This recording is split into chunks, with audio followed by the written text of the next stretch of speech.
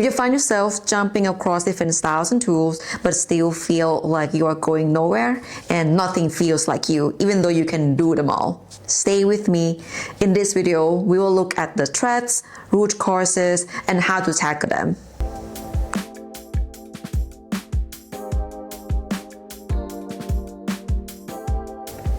Hello everybody, my name is Freya. I'm a professional artist and online art instructor with over 80,000 students. My mission here is to make arts accessible because I believe that with the right steps, anyone can be an artist. This video is perfect for skilled artists and illustrators who create many different styles and projects but can't figure out their signature style yet. I've prepared a step-by-step plan you can use by the end of this video, and I promise, once you understand, you will not blame yourself for not being good enough, stylish enough, or skilled enough again. If you love trying new things and experimenting with different mediums, but still feel disconnected from your work, even though you are technically good at all of it, you are probably in what I called the jack of all trades trap or developing phase trap. And in this video, I will break that phase into two parts: creating out of curiosity and creating out of insecurity based on the threats you might be experiencing, or maybe you're doing it right now. Part 1, you are creating out of curiosity. What I mean by that? So, I'll put it like this. Think about what happens when you visit a new country. You check things out, you try new food, and sometimes you can be disappointed by some places, right? It's the same with art. Exploring can be confusing, but it can also lead to a great discovery. So in art, it had threats like this. First one, you try many styles, but none feel quite like you. Second, your portfolio looks scattered and lacks of cohesion, even though the individual projects are high quality. Next, you love to take any project that comes your way because trying new things excites you and you love the chase. You feel disconnected from your work you are creating. It's like you're eating different meals in 4 different restaurants, but none can feed your appetite. And you might go through this phase more than once. Maybe you know it, maybe you don't, and that's totally fine. It comes from curiosity and your inner search. And there's nothing wrong with this phase or with trying different paths. But if you want a more specific direction and prefer focus over constant curiosity, these are the solutions that can help you narrow your focus. First one, you can work in a structured series. You can pick a theme or a subject that you care about and commit to it. It could be something like a set of flowers, a series of zodiac signs, and you can add some variation within the theme while staying consistent. This helps you build depth and explore the subject from multiple angles, and also develop your artistic vocabulary. And trust me, seeing an entire series side by side feels amazing. Like, I remember when I was doing a flower series for a perfume house client. It was a project of 79 botanical illustrations. I remember that feeling of laying them down on the floor. That gave me such an ego boost. I felt like I can do anything at any amount. I can draw for the whole year, for the whole day. Noticing joy during creation. Do you notice joy while you create? Do you feel happy? Do you feel the flow? Do you feel the time doesn't matter? Are you rushing to finish or focused on getting an approval or money? And are you making art because you love it or because you feel pressured? These are the important questions that you should be asking yourself if you feel like something was off. So when I switched from freelance illustration to teaching art, my work has changed. I spent time writing and planning lessons than painting. And after a while, I realized that I was losing joy. And that's when I knew that I had to set aside time for my personal projects. It was quite hard. It's been hard. I have to be honest with you. I still have to fight over something for another thing. But yes, if you want to develop your own style, please make sure that you make space for art that feels truly yours. Take your time choosing colors, pay attention on details, and speak kindly to yourself about your work. Another important thing is be patient and be appreciated for your process. And that's the way you can find joy and enter flow states. Pay attention to your recurring motives. Now you can forget about techniques and tools for a moment. Think about what colors that keep showing up in your work and what subjects you return to, even when you try to avoid them. You should pay attention on those elements that keep coming up in your mind. I think those are the signs and clues that can lead to your personal style. And for me, I kept returning to iridescent tones and colors like pink, blues, soft oranges, and pastel greens, mint greens. I love mint greens. They go so well with pink.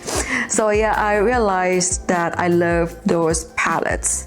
And of course, flowers. I couldn't stop drawing flowers for decades now. I love the lines on petals and how the light change the color of the petals and how they shift over time as well.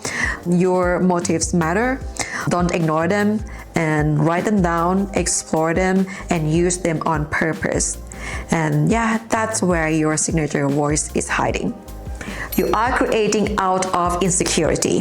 Before we get to the symptoms or traits, I want to describe these traits of insecure people. I got this from my personal relationships and self-development coach, Dave Lee. Hi, Dave. Dave had taught me about 3 common insecure signs that you can spot in others or yourself. First one, people pleasing. You want to be liked, validated, and accepted by others. Therefore, you try to please everybody and have no idea what you truly want.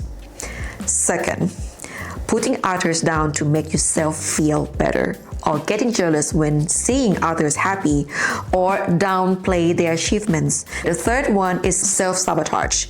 You don't allow yourself to do things that are good for you and ignore or postpone productive work for your own good, as well as you don't invest time to do what you want to do for yourself. So, how are these traits visible in your creative journey? Let's see the traits. First one, you try to please your audience, whether it's people on social media, your teacher, your client, or anyone whose opinion matters to your work. You change your approach based on what you think others want, without forming your own ideas or standing your ground. This can include taking any project or client even at the lowest price. Second, find yourself copying other artists' techniques and perspectives, much like changing your personality just to be liked. Sometimes clients come to you because they like your style, but you change yourself because you think that they want something else. I know that sounds funny. It doesn't make any sense, but somehow we still do it. Next one, you struggle to charge the price that you deserve. You might be too scared to ask for a raise or higher pay, and you even too scared to ask for a deposit. And you know that the price that you are charging is not going to cover your future, and you probably overwork to deliver high quality work that is not worth the price that client pays. Next one, you secretly judge your own work and others' people work. Or sometimes you like other artists' work, but you hate your own. Judging is whether you judge yourself or others. It definitely creates invisible cages in your mind and make you feel small, so your work. You are too scared to try new things and too afraid to take criticism. And because of this, you miss out on chances to grow and improve through feedback. This is a clear sign of self-sabotage. Taking a leap or trying something new is scary, but if a big opportunity comes your way, grab it. Also, focus on feedback that helps you grow. If you notice more than 3 of these symptoms, it is time for you to work on your confidence and self-perception. Focus on the inner work to create your own signature style and your point of view. And these are the solutions for the insecure phase. First one, name the beast, recognize everything in your head so you become aware of the thoughts that flying around and critiques you. Thoughts like, I'm not good, they're not going to like my style. Once you are aware of them, you will notice that they're not going to take you anywhere. They're not going to make you better. And then you can turn them into insights that are useful. For example, thought like, I'm not that good. Ask it back. What is that? What am I referring to? Who or what am I measuring myself against? And once you know, you've got the answer and you will have the indicator to work toward. And if they actually don't like your style, it's an opportunity to ask them for their feedback so you can address the issue, make it better in the next project.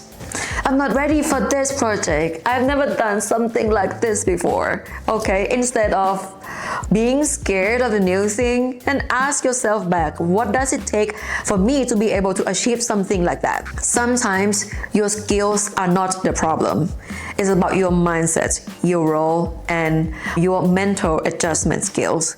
If you keep yourself calm and ask yourself more productive questions, you will find a way.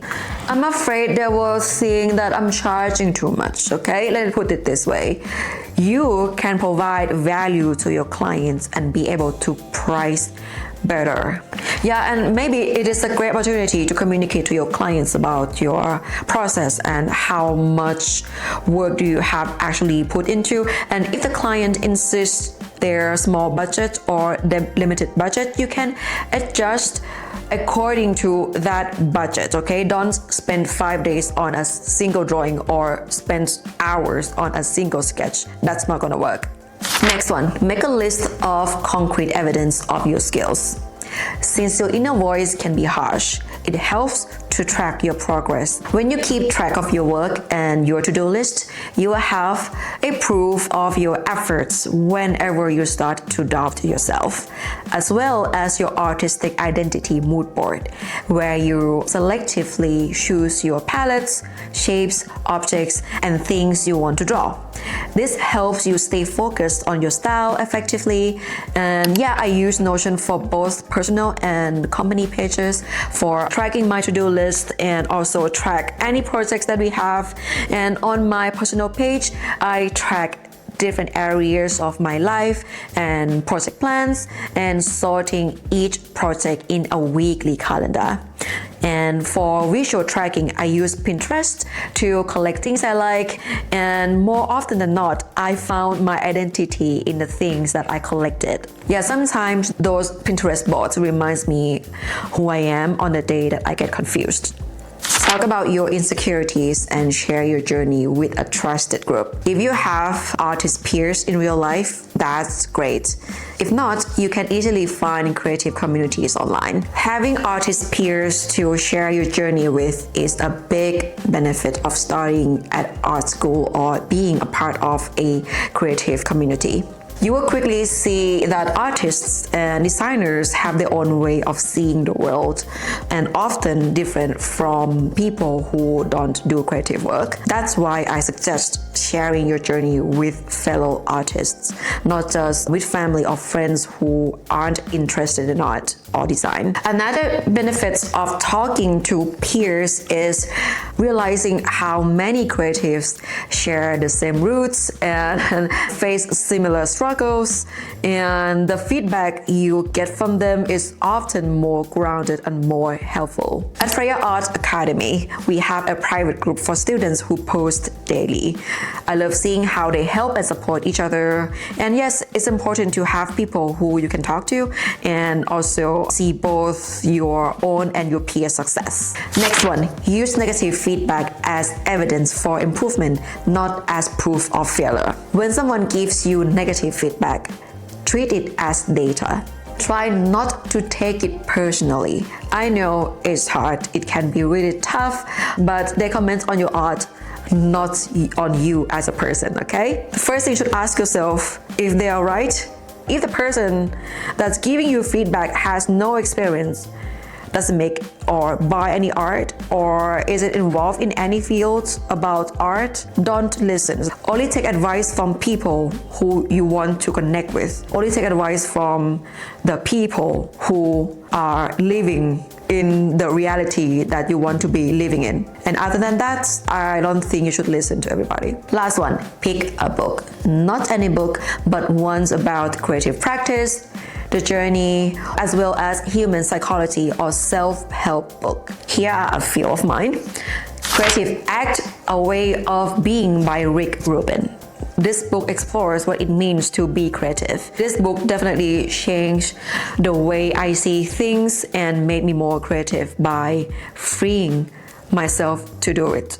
Next book is Art and Fear, an Artist's Survival Guide by David Bayliss and Ted Olin. This book will address questions and struggles you might encounter during your artistic journey.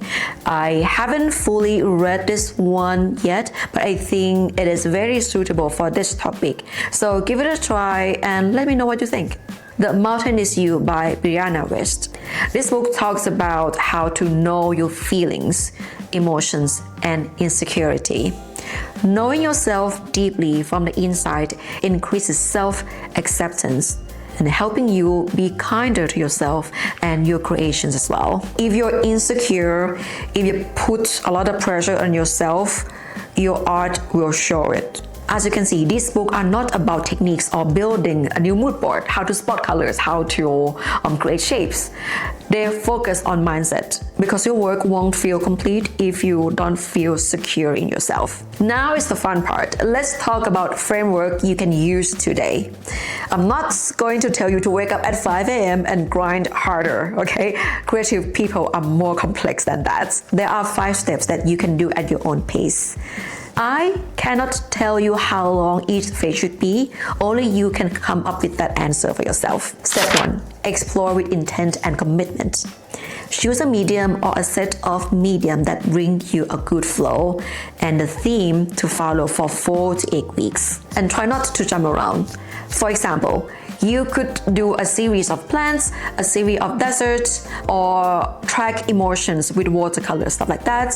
And don't forget to track your joy and discomfort you have during creation. You can use any note app, but my favorite thing to do is journaling with my handwriting. I also do mood tracking painting, and also track my to-do list in Notion and collect my inspiration in Pinterest. Step 2. Identify core motifs. You better pay attention on what keeps showing up. Is it certain emotion, colors, objects, or even the way you start to work? Pay attention on what feels effortless and what feels forced. You can keep what comes naturally to you and create from there. Step 3. Define your voice. After you identify your motives, focus on them and repeat the process. In this phase, you want to build momentum and go deeper. The more series, the more pieces you create, the better. I believe you will gain a lot of confidence here and feel less friction than the earlier phases. Step 4. External reality check. Ask your mentor or your audience, your die-hard fan, for feedback and let them know your goal. Asking for feedback with prompted questions reduces confusion and helps you get the most out of your mentor. Step 5. Repeat the steps from number 1 to number 4 and share your progress on social media. Staying consistent is the toughest part, especially when it comes to posting on social media, even for me. I struggle with this too, but it's important to keep going. When you share your progress, it helps you to stay accountable and shows how far you have come and can open new doors for you. At first, it might feel like you are shouting to the void. Nobody's going to hear you in a dark place, but this is about you and your journey. It's not about number of likes and engagement. That stuff will come later, but not now, not this phase. So to wrap everything up, the core of this whole topic is actually very simple. It's about confidence. Nobody becomes a confident artist without going through doubt, insecurity, comparison, and a lot of trial and error. Even artists who very clear and established usually had years of experimenting, struggling, and feeling unsure before things clicked. There's no single right path, okay? If you enjoy working around people's need, clients' work, commercial projects, adapting your style, that is completely fine. As long as it's a choice you are making consciously, that path is totally valid. But if you truly want to develop your own style and understand the deeper meaning behind your work, you will eventually need to stand your ground and trust yourself more.